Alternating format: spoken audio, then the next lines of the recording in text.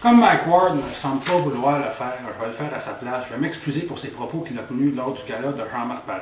Mike est allé dire, et ce, sans sourciller, que le ministère du Revenu allait jusqu'à kidnapper tes enfants lorsque tu leur devais de l'argent, et il ajoutait que c'était probablement eux qui détenaient la petite Cédrica. Je trouve ces propos tout à fait déplacés car c'est totalement faux. Le ministère du Revenu ne kidnappe pas les enfants. Ils vont plutôt pousser les gens à se suicider, c'est bien connu. Avant, Mike Ward était mon ami, mais maintenant je n'éprouve que du dégoût, du mépris et de la pitié à l'endroit de cet être vil et misérable. J'ai vu son numéro qu'il a fait au gala de Jean-Marc Parent, et voyez-vous, comme les 4000 personnes qui l'ont vu en salle et qui lui ont donné une ovation debout à la fin de son numéro, j'ai ri. Au départ, j'avais eu l'impression d'avoir eu du plaisir à écouter son numéro et d'avoir été diverti, et je serais sûrement resté sur cette impression si ce n'eût été du discernement de celui qui tient le haut du pavé de l'élite intellectuelle québécoise, et j'ai nommé Claude Poirier. Je voudrais remercier ce polémiste, éditorialiste hautement reconnu et parangon du bon goût qui possède une culture générale, telle que la langue française ne suffit pas à exprimer le fruit de sa pensée géniale. Son niveau d'érudition le pousse même jusqu'à inventer son propre vocabulaire. En effet, M. Poirier possède un langage tellement élaboré que quelquefois je ne comprends pas un traître mot de ce qu'il dit.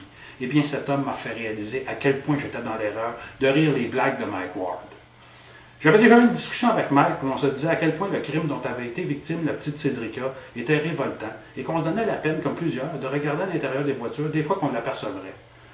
Je crois même que si j'avais vu la petite Cédrica, je serais allé la délivrer au mépris de ma propre vie, et ce, peu importe le nombre de ses ravisseurs. Facile à dire, vous me direz, c'est pas arrivé, mais j'ai honnêtement l'impression que je ne l'aurais pas abandonné à ses bourreaux. Je sais que c'est assez peu connu, mais nous, les humoristes, avons des sentiments comme les autres êtres humains. Je sais que de prime abord, ça peut sembler difficile à croire, mais nous aimons généralement notre mère, notre père, nos frères et sœurs, nos blondes, nos amis, comme les autres êtres humains. Nous sommes aussi capables d'empathie. Je croyais à tort, bien entendu, que puisque je sympathisais beaucoup avec la douleur que vivent les proches de la petite Cédrica, tout comme Mike Ward d'ailleurs, que je pouvais me permettre le rire comme exutoire de cette douleur. Aujourd'hui, je le regrette amèrement. Lorsque Mike Ward a fait sa ligne où il disait « Le ministère du Revenu, ils sont fous quand tu lui dois de l'argent, qu'ils kidnappent tes enfants », je suis sûr que c'est eux autres qui ont la petite Cédrica, j'y ris sans trop me poser de questions. J'ai cru qu'il s'agissait du procédé comique de l'exagération. Aujourd'hui, grâce à M. Claude Poirier et l'ensemble des médias qui ont repris son discours, je comprends bien que Mike Ward se moquait du sort de la petite Cédrica et par ricochet de toute la peine ressentie par sa famille et par extension, il se moquait de toutes les victimes d'actes criminels et de leurs familles et moi, pauvre imbécile, en riant, je cautionnais sans le savoir ses propos sadiques. C'est vous dire à quel point ce Ward est insidieux, je riais quelque chose qui n'est pas drôle. Avant, quand j'entendais une blague du genre, mon grand-père faisait tellement de diabète que quand ils l'ont incinéré, ça a fait du sucre à la crème, j'étais porté à rire. Je croyais que c'était une blague sans conséquence. Mais aujourd'hui, je comprends bien qu'il n'y a rien de drôle à rire des diabétiques, que c'est une terrible maladie et que ces blagues stupides ne font qu'occulter la douleur que vivent les diabétiques au quotidien et qui plus est, un diabétique qui vient juste de mourir, puisque comme la blague le suggère, il vient tout juste d'être incinéré. Est-ce que c'est de bon goût de rire de quelqu'un qui vient juste de mourir, dans d'atroces souffrances des suites d'une terrible maladie? Je ne crois pas, non.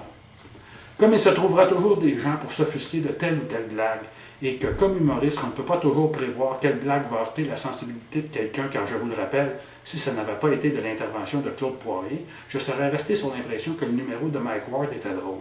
Je propose donc que nous abolissions l'humour et d'interdire le rire en général, car le rire peut blesser aussi sûrement que la lame d'un couteau. Maintenant, j'en suis certain, il n'y a que dans une société utopique où le rire aura été proscrit que nous pourrons être véritablement heureux.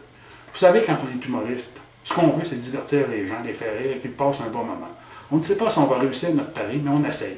Quelquefois, on se pète la gueule. Les gens ne rient pas. Quand ça arrive, ça fait très mal. L'échec, c'est jamais amusant à vivre. Quand l'échec est vécu publiquement, c'est encore moins amusant. Mais d'autres fois, on réussit. Évidemment, moi, comme humoriste, je ne fais pas l'unanimité, mais je me disais bien candidement que ceux qui aiment ce que je fais viennent me voir en spectacle et les autres ne viennent pas, c'est tout.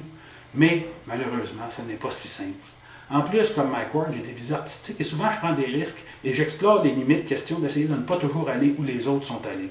Sauf que quand on est à la limite, quelquefois, il y a des débordements. Je me disais que les gens allaient nous les pardonner, mais je me rends compte de mon erreur. Moi, la gag de Mike Ward au départ, je l'avais interprété comme une tentative de dénonciation de l'acharnement des fonctionnaires du ministère du Revenu. Je croyais que c'était de l'humour à caractère politique et socialement engagé. C'est vous dire à quel point j'étais dans le champ. Comment ai-je pu manquer de jugement à ce point? Bravo à M. Poirier et à l'ensemble des médias qui ont su prôner l'intolérance à l'endroit des vrais promoteurs du mal, non pas les violeurs ou les assassins, non pas les voleurs et les menteurs, non pas les fraudeurs et les arnaqueurs, non, les humoristes qui s'amusent à saboter les fondements de notre belle société en y relevant ses travers, ce qui contribue à alimenter le chaos nécessaire pour que Satan construise son royaume sur la terre. À partir de maintenant, je me dissocie de ces promoteurs du malin. Et en terminant, que dire de ceux qui profèrent des menaces de mort à Mike Ward? Eh bien, bravo! Enfin, un geste responsable à la hauteur de la faute commise. J'irai même plus loin. Non seulement Mike devrait être exécuté sur le champ, mais ceux qui ont ri sa blague devraient l'être aussi, et je m'inclus dans le lot. Par extension aussi, on devrait exécuter tous ceux qui ont déjà ri une blague vulgaire.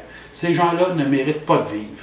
Non seulement de tuer ces millions de gens, ça va peut-être nous permettre de finalement atteindre nos quotas d'émissions de gaz à effet de serre et de respecter l'accord de Kyoto, mais surtout, lorsque la société québécoise ne comptera que des Claude Poirier, des Denise Bombardier, nous pourrons nous proclamer une société vraiment tolérante et ouverte.